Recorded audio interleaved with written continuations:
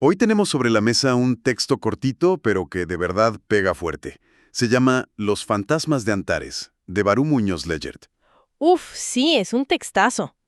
Y el plan es sencillo. Vamos a meternos de lleno en la mente de su protagonista, Antares. Un tipo que se ve a sí mismo como pura lógica y razón. Que se siente muy seguro en ese mundo. Exacto. El chiste aquí es ver qué pasa cuando una mente tan cuadrada, acostumbrada a que todo encaje, se topa de frente con preguntas que, de plano, no hay fórmula que la resuelva. Y ahí entra la metáfora central. Justo, la de los fantasmas, que no son otra cosa que esas preguntas existenciales que a todos en algún momento nos han quitado el sueño. Fíjate que es justo eso.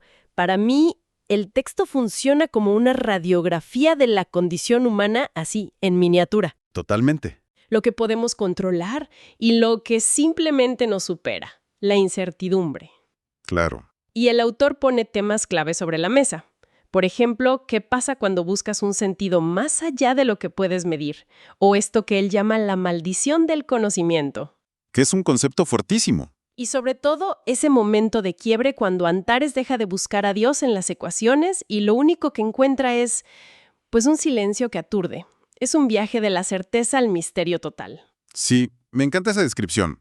Bueno, a ver, arranquemos por el principio. ¿Te parece? Con el Antares del inicio. Venga. El texto lo pinta como alguien que vivía feliz, muy cómodo en su reino de certezas. Es una frase que me encanta. Describe perfecto su estado mental. Su mundo era la física, las leyes exactas.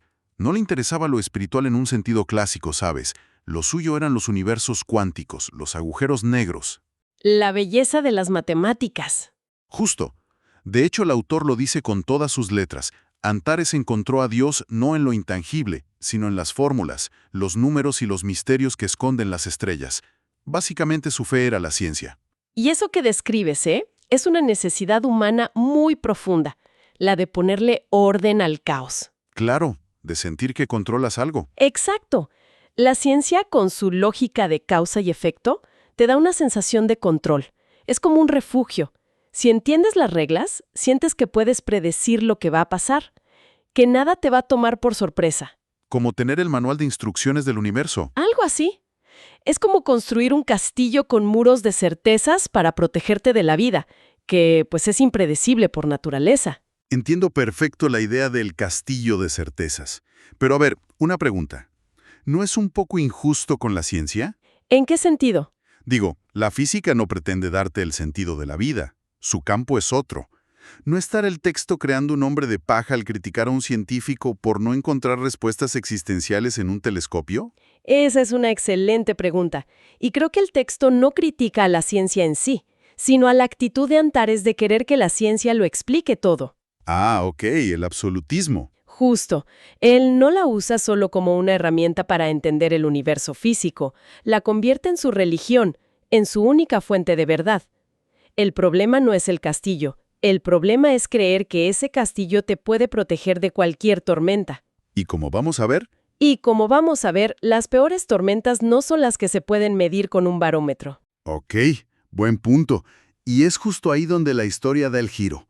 El texto dice que la vida, ese maestro implacable, lo llevó a buscar respuestas más allá de las fórmulas. El momento del quiebre. De pronto la física y las matemáticas se le quedan chicas, le empiezan a llover preguntas que lo sacuden, y el autor las pone sobre la mesa sin anestesia. ¿Qué son las preguntas que nos hacemos todos? Exacto. ¿Cómo demostrar que somos libres? ¿O qué hacemos cuando no podemos hacer nada?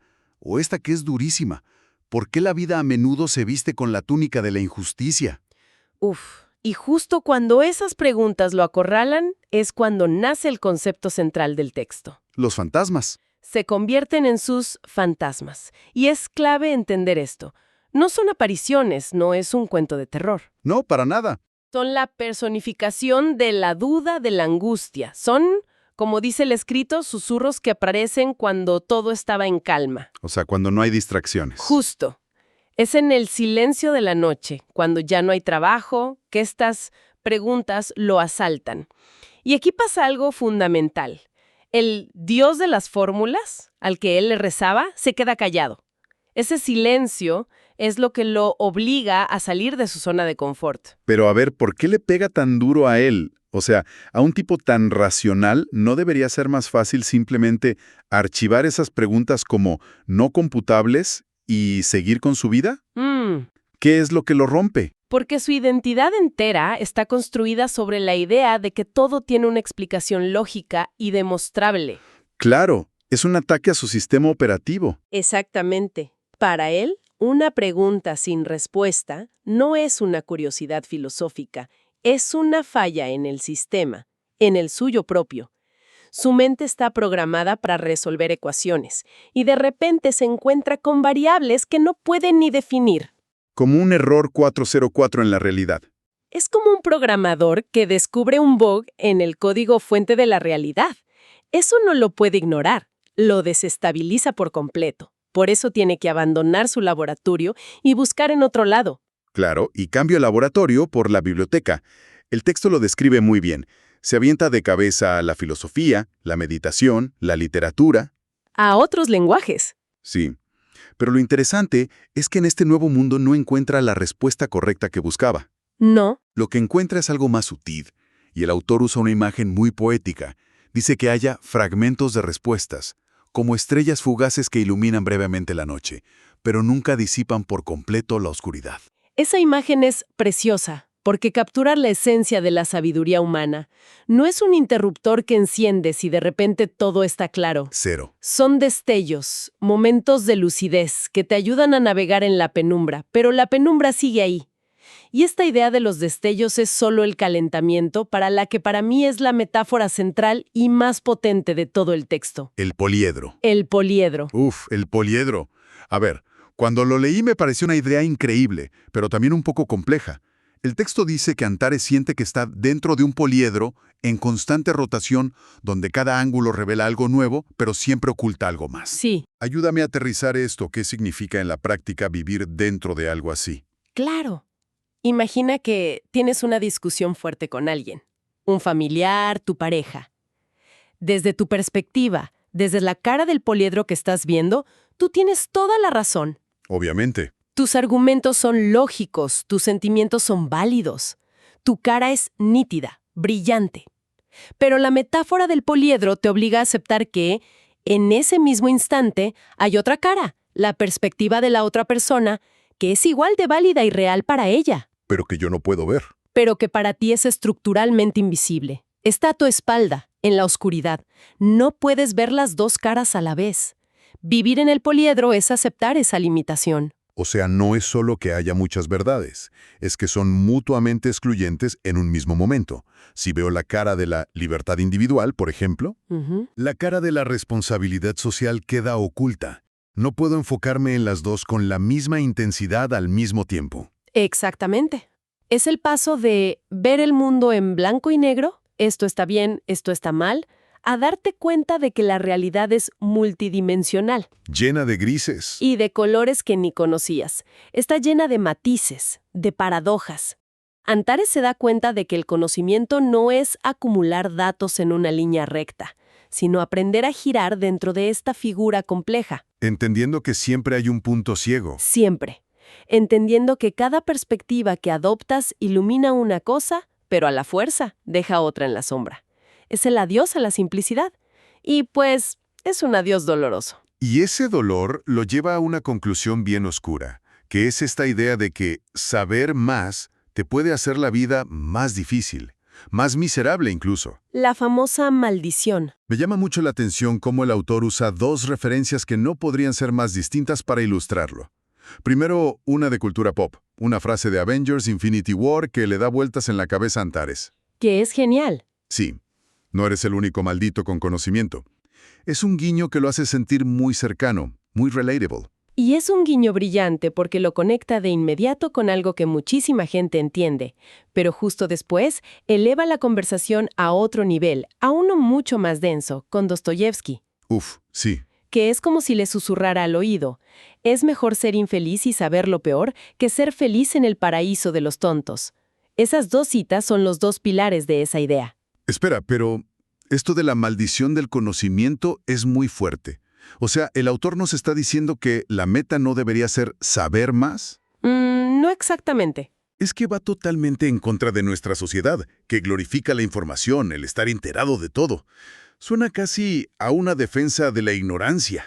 Es que la maldición no está en el conocimiento en sí, sino en la conciencia que te da. A ver, Cuanto más sabes, más consciente eres de la complejidad del mundo, de las injusticias, de la falta de respuestas fáciles, de las contradicciones que llevamos dentro. claro. Es una paradoja famosa. A medida que expandes el círculo de la luz de tu conocimiento, lo único que logras es hacer más grande la circunferencia de la oscuridad que lo rodea. ¡Wow! ¡Qué buena imagen! Te vuelves dolorosamente consciente de todo lo que no sabes y de lo complicado que es todo lo que sí sabes. Claro, te das cuenta del tamaño del abismo, y el texto lo conecta directamente con las decisiones de Antares, que empieza a preguntarse, ¿tomé la decisión correcta? ¿Debería haberme esforzado por aprender tanto? Totalmente. Es la duda de si valió la pena el viaje intelectual si el destino es este tormento, esta angustia de verle todas las costuras al mundo. Y esa es la parálisis por el análisis llevada al extremo existencial. Cuantas más caras del poliedro conoces, más difícil es tomar un camino. Porque ves los peros de todo. Puedes ver los pros y los contras de cada opción.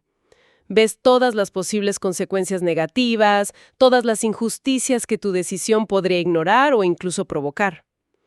El paraíso de los tontos de Dostoyevsky es un paraíso justo por eso, porque es simple. Hay un camino y ya. Y ya. Antares perdió el mapa de ese paraíso para siempre. Ok, entonces, si el conocimiento te paraliza, ¿cuál es la salida? ¿Te quedas ahí, congelado por el peso de saber demasiado? Porque parece que Antares está a punto de quedarse atrapado en ese lamento. Último y más importante giro en su forma de pensar. El giro final. Es un cambio que parece pequeño, una sola palabra, pero que lo cambia todo. Antares empieza a sospechar que chance la solución no está en seguir buscando la respuesta al porqué de las cosas, Si no, sino en empezar a hacerse una pregunta distinta, el para qué. el por qué contra el para qué. Suena a juego de palabras, pero supongo que la diferencia es enorme. Es abismal. Piénsalo así. El por qué es una pregunta que mira al pasado. Busca una causa, una explicación, una razón. ¿Por qué me pasó esto a mí? Exacto. ¿Por qué el mundo es injusto? Es una pregunta que en cierto modo te pone en un rol pasivo, de víctima o de detective que busca entender un crimen que ya se cometió. Ya. Mientras que el para qué mira hacia adelante. Justo. No le interesa la causa, le interesa el propósito. No es por qué me corrieron del trabajo, sino para qué voy a usar este tiempo ahora. ¿Qué oportunidad me abre esto? Exacto, cambia el foco. Cambia el foco de entender lo que pasó a construir lo que viene. Exactamente. Pasas de ser un espectador que analiza la obra a ser el autor que escribe el siguiente acto. Ante el silencio del universo a tus porqués, el para qué se convierte en una herramienta para crear sentido. Para darle un propósito. Si la vida no te da un significado, el para qué te da el poder y la tremenda responsabilidad de inventar uno tú mismo. Por eso el texto dice que es un camino aterrador. Claro, porque ya no hay a quien echarle la culpa. Ni respuestas que buscar afuera. Todo el peso de crearle un propósito a tu vida cae sobre tus hombros. Dejas de ser un detective del pasado para convertirte en un arquitecto del futuro. Qué buena forma de ponerlo. Y al final, el texto cierra el círculo de una manera muy honesta, me parece. Sí, no hay un final fácil. Para nada. Nos recuerda que los fantasmas de Antares, estas preguntas, no se fueron a ningún lado. Siguen con él. Y la descripción me parece perfecta por lo ambivalente que es. ¿Cuál es? A veces le acompañan como viejos amigos, y otras lo empujan hacia abismos de incertidumbre. No hay un final feliz donde derrota al monstruo. Hay una aceptación de que va a tener que vivir con él. Y por eso la pregunta final del texto es tan genial y tan desgarradora a la vez. Uf, sí. Después de todo este viaje, de la física a la filosofía, del poliedro, del por qué al para qué, Antares ya no pregunta cuál es la respuesta al sentido de la vida. Su lucha cambió de nivel. Subió de nivel. Ahora su problema no son las preguntas, sino el acto de preguntar en sí. Y por eso lanza una última pregunta al vacío. Una que es un resumen de toda su angustia. ¿Cómo se exorciza una pregunta? Esa misma. Se te queda grabada, ¿eh? Porque encapsula toda la frustración de una mente lógica que quiere un método, un procedimiento, un ritual. Un exorcismo. Un exorcismo, para quitarse de encima algo que no puede ni ver ni tocar, Quiero una fórmula para eliminar la duda. Y lo trágico, pero también lo hermoso del asunto, es que esa misma pregunta sobre cómo exorcizar una pregunta Se convierte en otro fantasma. se convierte en otro fantasma. Chance el fantasma definitivo, el más terco de todos, porque es la duda sobre la duda misma. Es un ciclo que no tiene fin. Y eso me deja pensando en algo, como una última reflexión que se desprende de todo esto. El texto termina ahí, con Antares buscando una forma de expulsar a sus fantasmas, de exorcizar sus preguntas. ¿Sí? Pero, ¿y si ese no es el punto? Quizá la verdadera sabiduría, el paso que le falta dar a Antares, no es encontrar la respuesta ni callar la pregunta. ¿Sí no? Quizá el verdadero juego consiste en aprender a sentarte a la mesa con esos fantasmas, dejar de luchar contra ellos y empezar a escucharlos, a entender que no son atormentadores, sino los únicos compañeros que, para bien y para mal, te van a acompañar durante todo el viaje.